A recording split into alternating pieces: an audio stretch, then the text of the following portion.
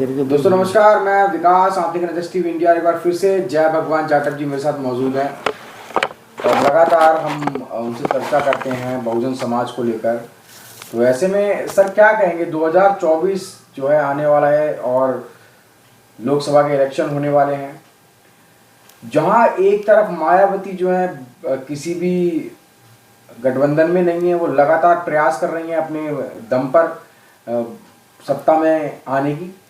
वहीं दूसरी तरफ अगर देखें, कांग्रेस जो है वो कांशीराम जी का नारा लेकर आगे चल पड़ी कि जितनी जिसकी संख्या भारी उसकी उसकी उतनी हिस्सेदारी की बात कर रही है। तो वहीं बीजेपी का अपना अलग रुख है। तो ऐसे में क्या कहेंगे, इस देश की एक बड़ी आबादी है बहुजनों की, वो बहुजन समाज अब क्या करेगा? मैं जस्टिस इंडिया टीवी का शुक्रगुजार हूँ कि वो लोगों के विचार लेकर के और आम जनता तक, आम समाज तक, हमारे लोगों तक, दलित भाइयों तक पहुँचाता है। इसलिए विकास भाई आपका बहुत बहुत धन्यवाद। आपने 2024 के इलेक्शन की बात की है और आप ये चाह रहे हैं कि 2024 का जो चुनाव हो वो निर्णायक हो, उसमें हमारे लोगों की भूमिका मेन हो। लेकिन इसके लिए हम लोगों को जब तक इकट्ठे होकर प्रयास नहीं करना पड़ेगा करेंगे तब तक हम लोग किसी मुकाम पे नहीं पहुंच सकते। जब तक हम लोग अलग अलग, अभी भाई चंद्रशेखर घूम रहे हैं, अभी हमारे बहन मायावती जी भी अपने ताल ठोक रही हैं कि भाई वो भी चुनाव में अपने लड़ेंगे। उधर वामन महेश्याम भी घूमते रहते हैं। सारे लोग टुकड़ों टुकड़ों में दलित वोटों के ऊपर सारा चारों तरफ लिए घूम रहे हैं। तो इससे क्या होने वाला है? इससे सारा वोट बढ़ जाना है और हमारी जो इज्जत है, समाज का जो रेस्पेक्ट है, वो इसीलिए ख़त्म हुआ पड़ा है क्योंकि सब पार्टियों को ये लग गया है कि ये लोग बटे हुए हैं, इनके वोट में आप ये वो पार्टियाँ ये समझती हैं कि इनके वोट के ऊपर किस तरह का विश्वास करके ना चला जाए। इसलिए तो मैं कह रहा हूँ, आपको मैंने कई बार बताया कि हम लोग भीम संसद बुला रहे हैं। भीम संसद में हम पूरे देश के जितने भी दलित समाज के हमारे लीडर्स हैं, जो सामाजिक लीडर्स हैं, जो संगठन चलाते हैं, जो और डॉक्टर्स हैं, जो इंजीनियर्स हैं, जो गवर्नमेंट एम्प्लॉइज हैं, जो उनकी एसोसिएशन है, इसके अलावा जो बहुत से और हमारे ग्रुप हैं, चिंतन करते हैं समाज के ऊपर, लेकिन वो इकले इकले हो रह जाते हैं और उनको कोई ऐसा प्लेटफार्म नहीं मिल पाता जहाँ से हम लोग मिल बैठ करके कोई फैसला ले सकें। इसलिए तो मैंने बताया आपको कि हम भीम संसद का जो सत्र शुरू किए हैं, पहला सत्र हमारा पिछले साल नवंबर में हुआ था। इस साल भी हम लोगों ने 18-19 नवंबर को भीम संसद बुलाया। भीम संसद बनाने का जो मेन मकसद है वो यही है कि पूरे देश के जो हमारे मुख्य आदमी हैं, जो हमारे चिंता करते हैं समाज की, उन लोगों को हम लोग बुला रहे हैं और उन लोगों को आकर के बैठ कर के बात करनी चाहिए। क्योंकि हम लोग संगठित कह रहे नहीं हैं, अब संगठित करते हैं, बुलाते हैं तो आए नहीं, तो फिर कैसे मामला होगा? मामला तो तभी हम लोग कर पाएंगे, कुछ ना कुछ किसी नतीजे पर पहुंच पाएंगे जबकि हम लोग सब मिल कर के बैठ कर के बात करें। अब कहते हैं संगठित हो जाओ, संगठित हो जाओ। अरे संगठित करने वाला तो कोई हो, कोई आदमी बुलाने वाला तो हो। इसलिए हमने ये सब बातों के लिए 2024 का इलेक्शन हो या जो भी हो, समाज के लिए 2024 का इलेक्शन तो है ही है। उसके अलावा समाज की हमारी एकता बनाए रखना, जो दलित समाज की जो जातियाँ उपजातियाँ, शेड्यूल टाइप की जो जातियाँ उपजातियाँ बनी हुई हैं, उससे बहुत हमें नुकसान हो रहा है। उसको हमें समाप्त करके हम लोग को, जब तक हमारा 25% वोट इकट्ठा नहीं दिखाई देगा तो हम लोग को कोई भी पार्टी, चाहे कांग्रेस हो, बीजेपी हो, कोई क्यों पूछेगी। चाहे अभी जो मोर्चा बनने जा रहा है उस मोर्चे वाले भी हमें क्यों पूछेंगे। इसलिए हम लोगों ने कोशिश की कि बहन जी मिल कर के, मोर्चे के साथ में मिल कर के अपना समर्थन दे करके इस देश में यदि चाहें तो वे 400 सीटें ला सकते हैं। लेकिन यदि बहन जी कहेगी नहीं मैं तो अलग ही लड़ूंगी, मैं अलग ही लड़ूंगी, लड़ लो। तो एक लिए लड़ी तो है, यूपी में 1 सीट आई है एमएलए की। जब एमएलए की 1 सीट आई तो जो एमपी की सीट 10 आई थी वो लोग समझौते के साथ आई थी। यदि उसने समाजवादी पार्टी के साथ समझौता नहीं किया होता तो शायद कोई सीट ही नहीं आती। तो क्योंकि हमारी वोट जितना है वो भी बटी हुई है और सिर्फ दलित समाज की वोटों के ऊपर तो कोई MP MLA बनता नहीं है। तो सत्ता हमारे हाथ में कैसे आएगी? सत्ता के लिए हमें किसी न किसी के साथ जुड़ करके चलना पड़ेगा। जब तक हम जुड़ के नहीं चलेंगे किसी के साथ, हम सत्ता में भागीदारी नहीं ले सकते। अब केंद्र सरकार में बनेगी तो बीजेपी तो ये चाहती है कि यदि बहुजन समाज पार्टी अलग होकर के लड़े तो दलितों का वोट जितना भी ले सकती है वो अलग हो जाएगा, तो भाजपा को जीतने का मौका मिलेगा। यदि मायावती ये फैसला लेती है कि मुझे अकेले ही चुनाव लड़ना है, तो फिर इसका मतलब तो ये है कि भाजपा को सीधा सीधा फायदा पहुंचाना चाहती है बहन जी। बहन जी को चाहिए कि अभी थर्ड मोर्चे के साथ जो बन रहा है, जो अभी इंडिया जो अलायंस बना है, उस इंडिया अलायंस में अपना साथ दे। मैं इस बात की गारंटी करता हूँ कि यदि ये अलायंस के साथ मिल करके और अपना चुनाव लड़ते हैं तो अलायंस की, इंडिया अलायंस की 400 सीटें इस देश में आने वाली हैं, क्योंकि बहुजन समाज पार्टी का वोट हर सीट के ऊपर है, लोकसभा की हर सीट के ऊपर है, विधानसभा की हर सीट के ऊपर है। यदि अभी भी ये जो 5 स्टेटों के चुनाव हो रहे हैं, बहन जी इनके ऊपर अपना कैंडिडेट करे, बात करके कुछ ना कुछ बार्गेन करके, जितने भी 4-5 स्टेट पे चुनाव हो रहे हैं वहाँ पर अपनी सीटें ले और ले करके साथ लड़े तो अभी रिजल्ट आ जाएगा इसी में। तो मेरा ये कहने का है कि हम लोग जब तक बिखरे रहेंगे। बहन जी के साथ भी जो गलत हुआ ना, कांग्रेस राजस्थान में कांग्रेस ने 10 विधायक जो है उनके ले लिए, BSP के जो आए, तो ऐसे दिए जाएंगे जब तक वो किसी मोर्चे के साथ और उसमें संभल के नहीं रहेगी तो भी तो लोग अपने अपनी बनाएंगे सब। और इनके पास जितने भी आदमी आते हैं वो सारे के सारे सब जिनको चुनाव लड़ाती है वो सब ऐसे ही होते हैं। तो इनको यदि ये चाहते हैं कि मेरा एक भी आदमी ना जाए तो इंडिया अलायंस के साथ करके समझौते के साथ लड़े। कोई भी आदमी अपने साथ जब वो समझौते में, प्रधानमंत्री बनने का रास्ता है फिर साहब? बिल्कुल है, बिल्कुल है, 100% है।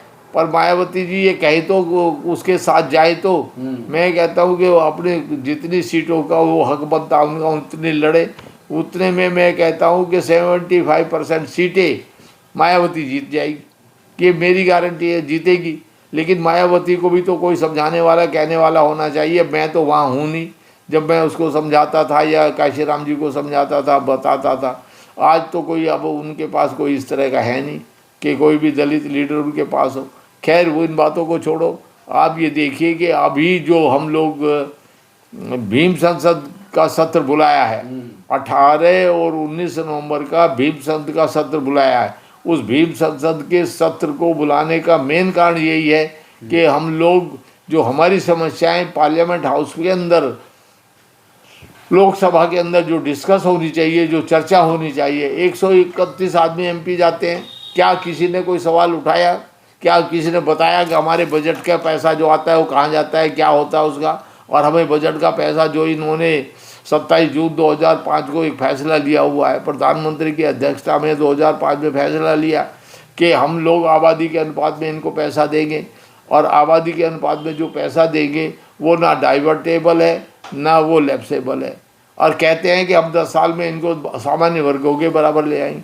तो हमारे किसी भी MP को ये पता नहीं, कोई आदमी बोलने को तैयार नहीं। इसके अलावा एट्रोसिटीज़ इतनी ज़्यादा हो रही है, जो एट्रोसिटीज़ हो रही हैं, उस एट्रोसिटीज़ होने का मेन कारण क्या है? मेन कारण ये है कि किसी भी आदमी को सज़ा नहीं होती। जितने केस जाते हैं, पहले तो 95% केस रजिस्टर्ड ही नहीं होते, बल्कि 99% कहूँ तो बुरा नहीं है, 99% कोई भी थाने में हमारा केस लिखने को तैयार नहीं, पुलिस भगा देती है। भगा इसलिए देती है क्योंकि हमारा कोई आका नहीं है। जिस दिन हमारा आका हमारी आवाज़ उठाने वाला हो और पार्लियामेंट हाउस में कोई बात करने वाला हो तो किसी की हिम्मत है कि हम लोग का केस रजिस्टर्ड ना हो। दूसरा मेरा ये कहने का है कि जो सवाल उठने चाहिए थे, बजट पे कंट्रोल हमारा नहीं है। जो हमारे एट्रोसिटीज़ हो रही हैं उन पे हम लोग अपना कोई नया कानून नहीं बनवा सकते।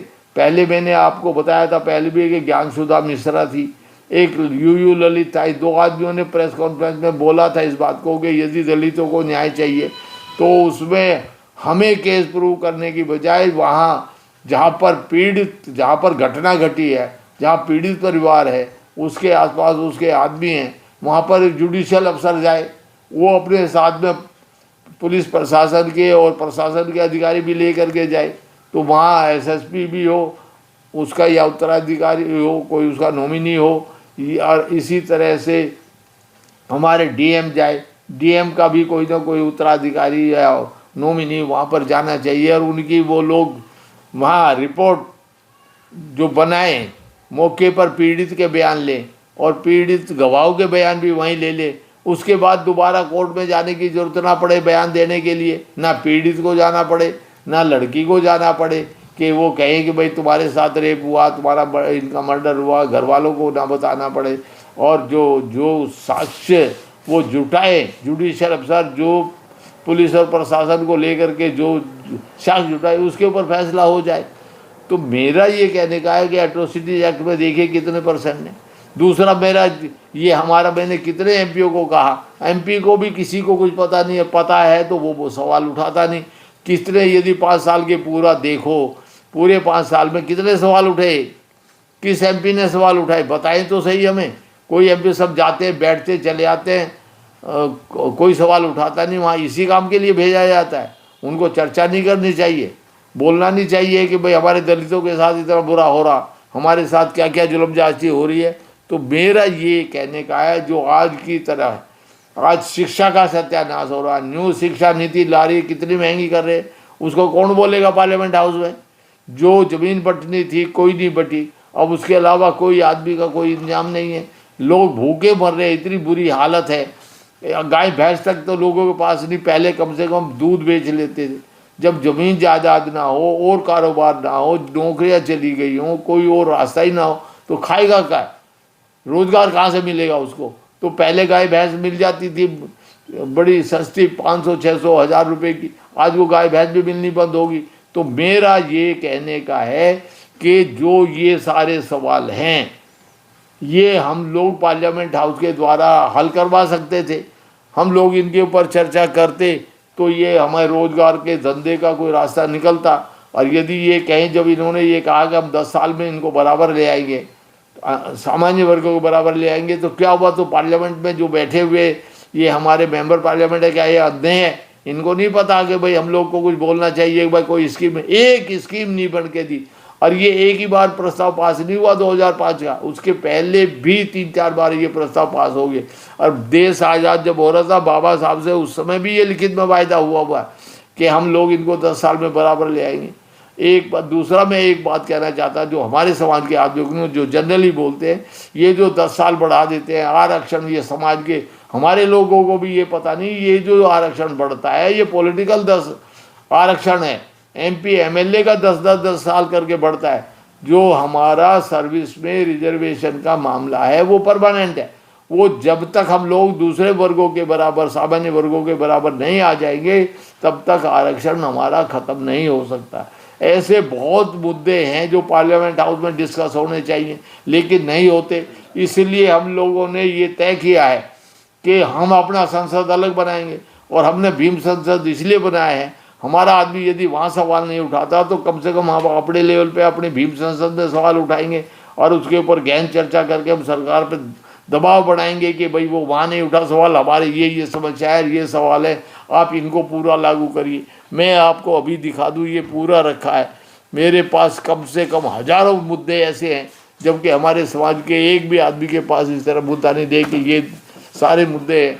ये कम से कम अभी मैंने ये आपको ये कम से 30 लेटर है, पत्र है, ये 30 पत्र जो मैं लिख रहा हूँ और ये सांसदों के द्वारा मैं भिजवा रहा हूँ।